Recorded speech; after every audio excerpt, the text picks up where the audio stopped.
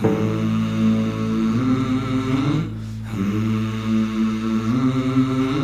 used to be an angel. E aí, pessoal, tudo bem? Como é que estão aí nessas férias forçadas? Que não é férias, porque vocês vão seguir estudando aí em casa, nosso conteúdo ele segue. Bom, para quem não lembra mais de mim, né, com esse tempinho de intervalo, pode ter esquecido, sou a professora Cris, professora de língua portuguesa e da parte de linguagens ali, que envolve interpretação e gramática.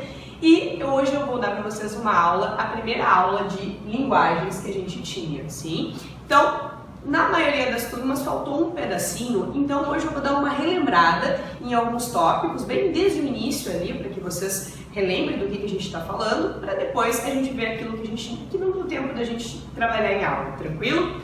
Bom, então quando a gente falou de tipologia textual, eu ainda comentei com vocês assim, ó, tipo de texto diferente de gênero. Então quando a gente pensa em tipologia, a gente vai pensar em estrutura. Ou seja, se esse texto ele vai ser uma descrição, uma narração, uma injunção, uma dissertação argumentativa, uma dissertação expositiva, um texto preditivo, tudo isso a gente está falando de estrutura, como se fosse um esqueleto. Isso também tem muito a ver de qual é o objetivo que o autor que criou aquele texto tinha em mente. Então, isso também vai nos ajudar na parte de interpretação. Então, não é só a questão de conteúdo e saber nome, é saber qual é o intuito do autor quando ele criou aquele texto. E aí tu deve estar pensando, mas eu me lembro de já ter visto umas questões assim, desse tipo? Sim, quando tem aquela questão de interpretação, que vai me perguntar assim, ó, qual é a intenção do autor?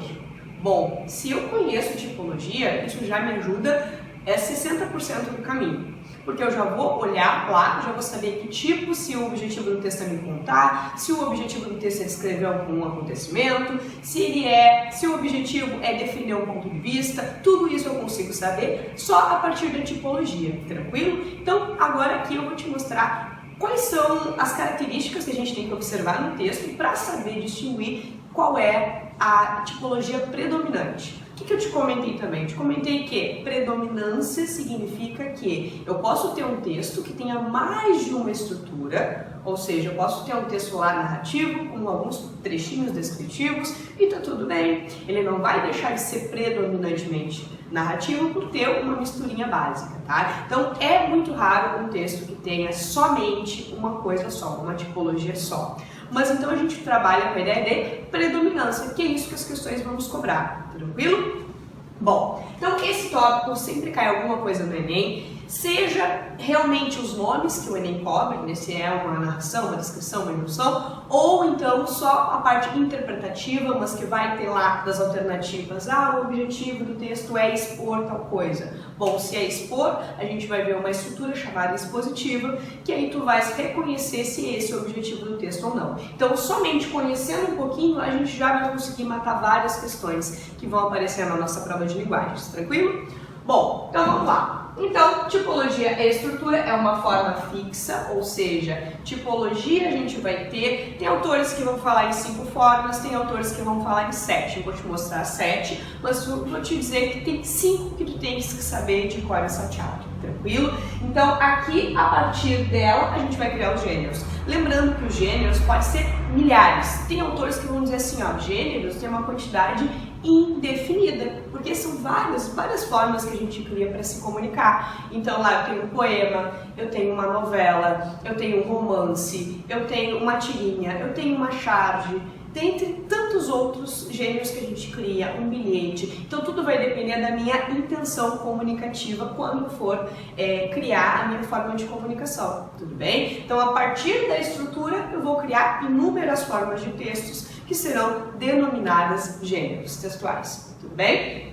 Bom, então vamos lá na primeira, descrição. Quando é que eu sei que um texto ele tem predominância descritiva? O que eu vou observar? Eu vou observar se no meu texto ele está caracterizando muito, ele está dando muitos nomes para as coisas e além desses nomes ele está adjetivando. Então, a predominância nesse texto vai ser de substantivo, ou seja, nomes de várias coisas, e uma adjetivação.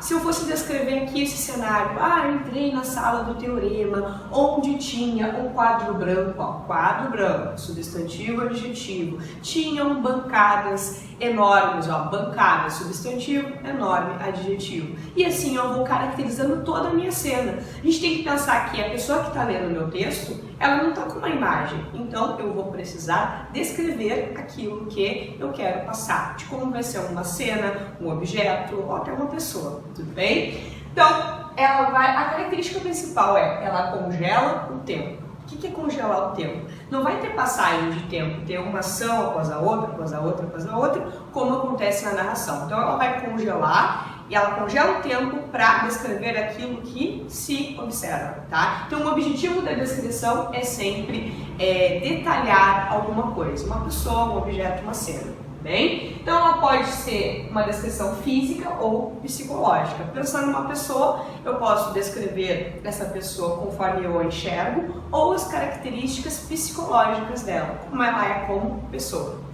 Tranquilo? Bom, na descrição, qual é o gênero que a gente vai ter, assim, certeza que ele vai ser predominante descritivo? Quando a gente vai no restaurante, vai lá, vai dar uma olhadinha no cardápio, né? Até pra ver preço, né? Porque pobre é assim, a gente dá uma olhadinha no preço pra ver se cabe no bolso pra poder pedir. Então, o que a gente faz? A gente vai ali olhar a descrição do que vem naquele prato. Então, a gente vai ter uma tipologia descritiva. Tranquilo? Quando a gente vai lá no anúncio no Face, aquele marketplace, e vai observar lá as coisas que as pessoas estão vendendo. A pessoa, ela geralmente posta uma foto do objeto que ela está vendendo e ela vai colocar embaixo uma descrição. Sim? Até no próprio campo vai dizer ali a descrição, para a pessoa descrever tudo que vem naquele objeto que ela está tentando vender. Tranquilo? Então, a gente pode deixar como gêneros da descrição, cardápio e anúncio. Tranquilo? Então esses são gêneros predominantes. A descrição ela vai aparecer em outros gêneros, mas não de forma que seja o centro daquele texto. Tudo bem? Bom, narração. Narração está presente nas nossas vidas, tudo que a gente assiste, nas nossas séries, nos filmes, nos livros. Então, como é que reconhecer na minha prova quando tem um fragmento que ele vai ser predominantemente narrativo? Então, a narração ela vai ter algumas características bem específicas. Então, assim, ó, tempos no pretérito. O que é pretérito? É igual passado. Então, eu vou ter lá, se o meu objetivo é contar alguma coisa, o meu objetivo vai ser tentar utilizar o máximo de tempos no pretérito que eu conseguir. Então eu posso ter um pretérito perfeito, um pretérito imperfeito ou mais que perfeito. Mas, Cris, a gente não viu ainda tempos verbais? Não, nós não vimos, mas fica tranquilo. Por quê? O que tu precisa saber neste momento que a gente ainda não trabalhou? Pensar o seguinte, a coisa aconteceu, está acontecendo ou vai acontecer? A gente consegue perceber nitidamente quando a coisa já aconteceu. Tranquilo? Então, o que pode ter aqui? Pode ter vários tempos no pretérito para dar uma ordem aos acontecimentos. Como assim uma ordem aos acontecimentos? Se eu te digo assim, ó, vamos pegar uma frase, o marido guardou os sapatos que a mulher usara. Usara, esse tempo mesmo, usara. Então, eu te pergunto, o que aconteceu primeiro? Primeiro ela usou ou primeiro ela guardou os sapatos? Tempinho de relógio. O que aconteceu primeiro? Primeiro ela usou, depois ele guardou. Então, olha só, o marido guardou os sapatos que a mulher usara. Guardou e usara, a gente já consegue verificar que eles são tempos diferentes. E como é que eu consigo ordenar o que aconteceu primeiro? Utilizando o pretérito mais que perfeito, tá? Então, primeiro ela usara. O mais que perfeito vai indicar uma ação muito mais antiga do que outra que já passou também, tá? Então, o passado mais antigo, pretérito mais que perfeito, usara. A coisa que já aconteceu também, já acabou, que é ele guardou, pretérito perfeito. Então, tem uma alternância de tempos no pretérito para ordenar essas ações, tranquilo? Bom, passagem de tempo, muito importante, distinção fundamental entre a narração e a descrição. Sim, na narração há a passagem de tempo, ou seja, vai acontecer uma coisa, daqui a pouco acontece outra e assim vai indo. Na descrição não, o tempo congela. tá? Então aqui eu vou conseguir, fulaninho saiu, abriu a porta, depois ele encontrou tal pessoa, ou seja, eu vou ter passagem de tempo, acontece uma coisa para depois acontecer outra. Estrutura. Qual é a estrutura de uma narrativa? A gente vai ter os personagens, desses personagens eu posso ter o protagonista, que é aquela pessoa principal, posso ter o coadjuvante, que é aqueles personagens secundários, posso ter o antagonista, que é aquele que vai contrapor o protagonista, que vai ser totalmente o personagem ao contrário, sim? Às vezes é muito engraçado que a gente se pega muitas vezes torcendo pro antagonista e não pro protagonista. Acontece bastante. Então, a gente vai ter um enredo. O que é um enredo? Vai ser todos os acontecimentos que vão ocorrer na nossa narrativa. Claro, no Enem ele vai te dar um fragmentozinho, não vai te dar o texto, geralmente não vai te dar o texto completo, a não ser que ele trabalhe com mini contos, aí tudo bem, aí vai ter como, mas do contrário, se ele pegar um romance, uma novela, os textos mais clássicos, né? Se ele pegar uma obra literária mais clássica, ele provavelmente vai te dar um fragmentozinho, não tem como ele te dar um texto de 20 páginas ali, ele retratar tudo na prova, né? Então, aqui, esse enredo vai ter um conflito, vai ter um início, uma introdução, depois um conflito, que vai ser um problema. Já imaginou se a gente tem uma história sem nenhum tipo de problema? Nada vai se desenrolar, né? Então o problema vai ter lá o desenvolvimento desse problema, depois vai chegar aquela parte mágica da história que a gente não consegue mais tirar o olho, que é o clímax, aquele momento assim, que ninguém consegue parar de ler ou parar de assistir, estiver assistindo, que seja narrativo, e depois disso, depois do clímax, tudo vai se encaminhar para o desfecho. Sempre cito de exemplo, teve há muito tempo atrás uma novela, não muito tempo atrás, mas já faz alguns anos, que teve uma novela que, eu não lembro agora o nome dela, mas era uma questão de pedras preciosas, tinha a Clara, que deu aquela polêmica, que a Clara voltava para se vingar de várias pessoas, né? E aí todo mundo dizia, mas ela tem que se vingar do cara que cortou a franja, né? Ela cortou a franja por aqui, que na época foi muito... Teve vários memes, né, que envolveram a Clara.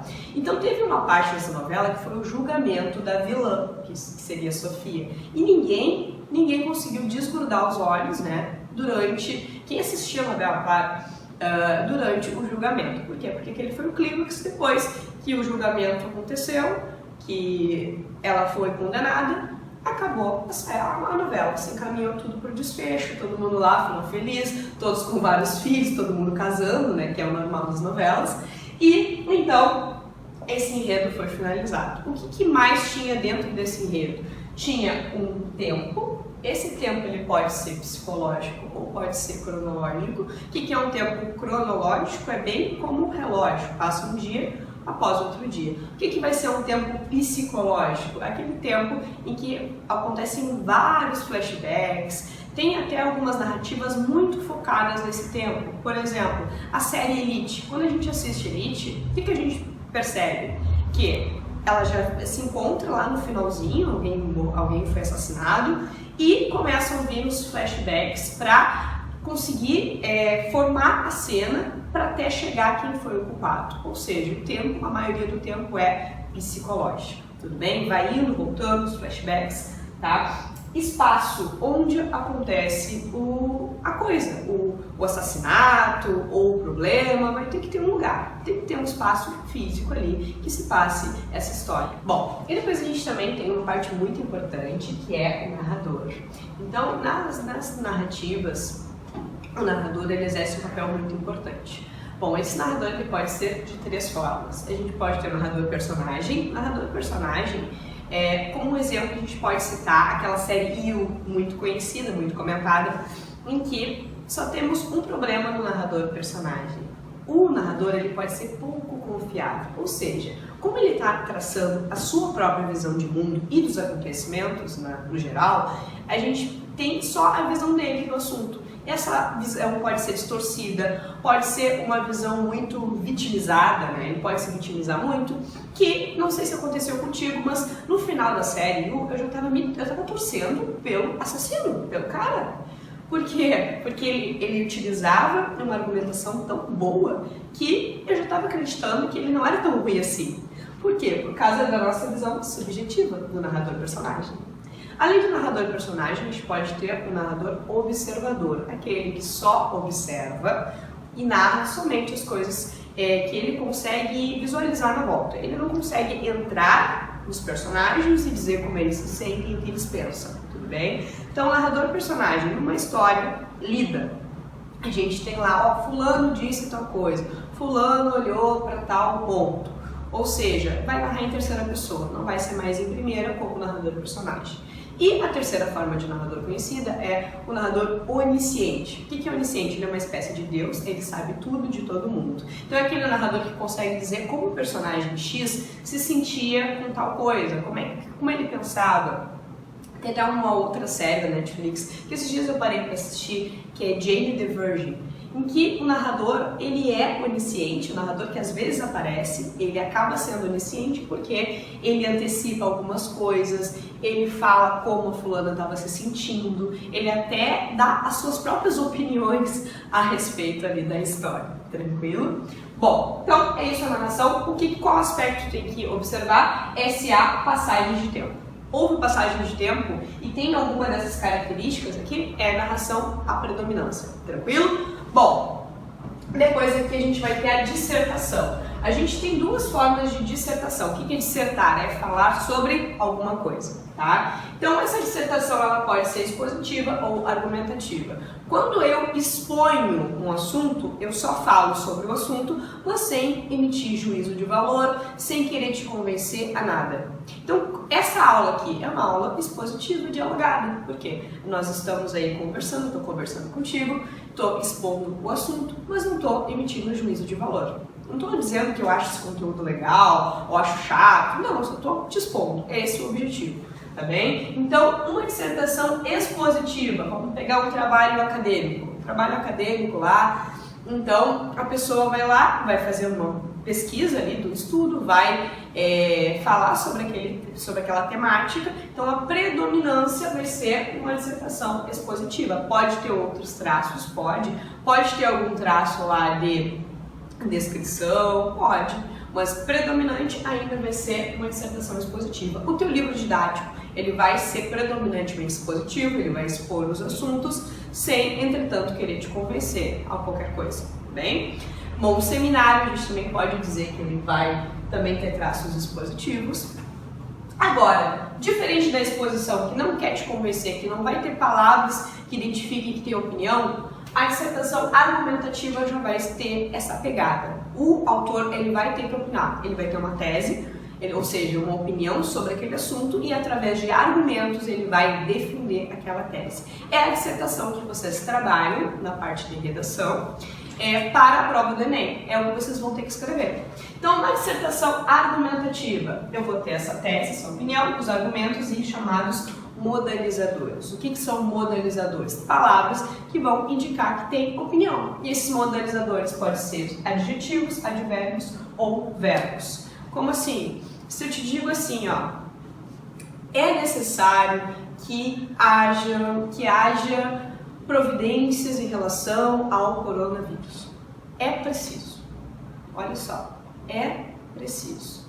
Nessa locução verbal, é preciso. O que tu consegue enxergar? Que tem posicionamento. Tem o meu posicionamento dizendo que, poxa, tem mudanças, precisam ser efetivadas. Beleza? Bom, então, quando a gente utiliza alguns certos de advérbios e adjetivos, a gente também está dando a nossa opinião. Como assim? Se eu digo assim, ó, olha, infelizmente nós não estamos tendo aula presencial. O que está denotando? Que eu estou feliz ou que eu estou triste com isso? Se eu digo infelizmente, a opinião do autor é que está infeliz, né? Que gostaria de ter aula presencial aí com todo mundo. Então, através de um advérbio de modo, que é infelizmente, a gente já vai ter um modalizador, a gente já vai estar tendo como ver o ponto de vista do autor. Assim como alguns tipos de adjetivos. Então, todo um texto que ele não é narrativo, não é descritivo, e mesmo assim está aparecendo alguma adjetivação, significa que o autor do texto, ao falar sobre um tema, ele está dando o que ele pensa sobre aquele tema também, tudo bem? Então é isso que tu vai observar no teu texto, se ele tem um tema, se ele está falando sobre um tema, se ele está tendo palavras que denotam opinião e se ele está utilizando argumentos de causa, consequência, comparação com alguma coisa. Tem várias formas de argumento que o autor ele pode utilizar para te provar que a opinião dele é certa, tudo bem? Bom, depois injunção. Esse cara aqui te liga, esse cara já apareceu em várias provas do Enem, em várias questões. O que esse cara aqui ele vai fazer? Ele vai te dar instrução. Agora, com esse surto de coronavírus, vocês vão ver vários textos predominantemente injuntivos. Por quê? Porque são textos que vai te dar comando, te instrui como é que tu deve te portar, como é que tu deve agir. Então, quando eu tenho lá um cartaz que diz, me explica lá, lave as mãos desta forma, use álcool gel, evite aglomerações, evite falar muito perto das pessoas. Nota, o que já vai ter de cara? Verbos no imperativo. Então, estes verbos no imperativo tá me indicando que tá me dando ali uma sequência do que fazer, ele tá me dizendo o que fazer.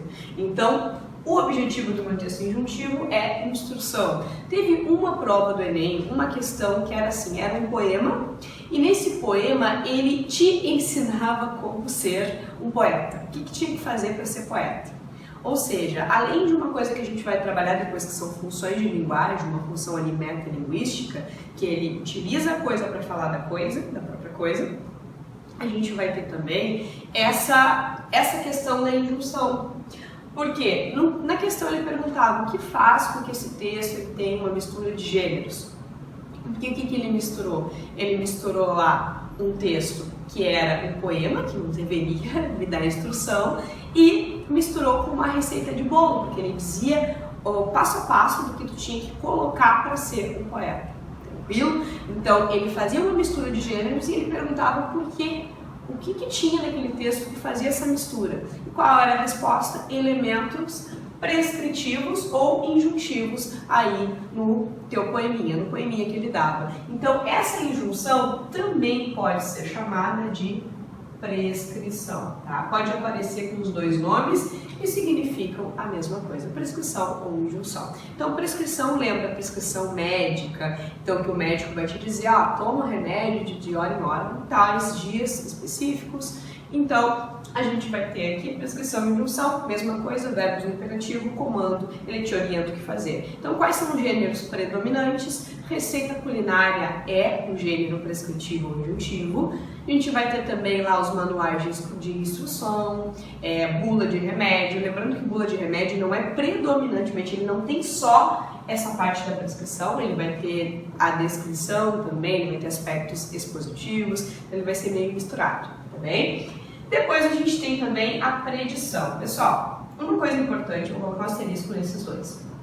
Tem autores que nem citam esses dois. Para o Enem, tu tem que saber até a injunção, tá bem? É legal que tu saiba um pouquinho a mais, vou te trazer esses dois para te saber o que significa também, porque essas palavrinhas às vezes podem aparecer, mas a maioria dos autores vão trabalhar com 5, tá bem? 5 contando aqui com esses dois, que aí eu deixei junto, mas que pode estudar separado. Então, o que acontece? Na predição, o objetivo é fazer uma certa previsão. Tu vai te encarnar aí na mãe de Ná, vai tentando numa previsão aí do que vai acontecer. Então, nessa previsão, a gente tem lá o horóscopo. Quem adora ler horóscopo, quem adora ver até aqueles vídeos, né, que o pessoal faz ali a previsão de cada signo. Então, a gente vai ter um texto preditivo. Então, a gente pode, pensar quando a gente assiste TV e tem aquela menina do tempo que vai mostrar as previsões meteorológicas para a semana, para o dia. É um texto preditivo? Sim, porque ele vai estar te dando uma previsão do que pode vir a acontecer, que não é certeza, beleza? E depois eu tenho dialogal. Dialogal, como o nome está dizendo, é aquele texto que tem diálogos. Então, se eu tiver uma descrição de um chat, que às vezes acontece de um Enem aparecer, conversas de WhatsApp, conversas de direct. Então, a gente vai ter lá um texto dialogal. Esse texto dialogal também pode aparecer no gênero entrevista, embora não seja só dialogal que tenha na entrevista, porque vai ter fragmentos descritivos também, tá? Mas ele pode aparecer. Então, para fechar o nosso estudo, tu vai pegar aí o capítulo, né, da aula 1, da tipologia textual, e vai fazer os 2 exercícios do módulo, que nas próximas aulas eu vou vir e vou corrigir esse exercício contigo. Então, é imprescindível que tu faça todos os exercícios que se encontram nos módulos, aqueles 2 exercícios de cada sempre, para ver se realmente esse conteúdo ele foi absorvido, porque a teoria é tudo lindo, tudo muito fácil, mas chega na hora, tu tens que praticar para realmente fixar esse conteúdo na tua mente. Então, eu te aguardo nos próximos vídeos. Beijo, beijo, beijo e te cuida aí!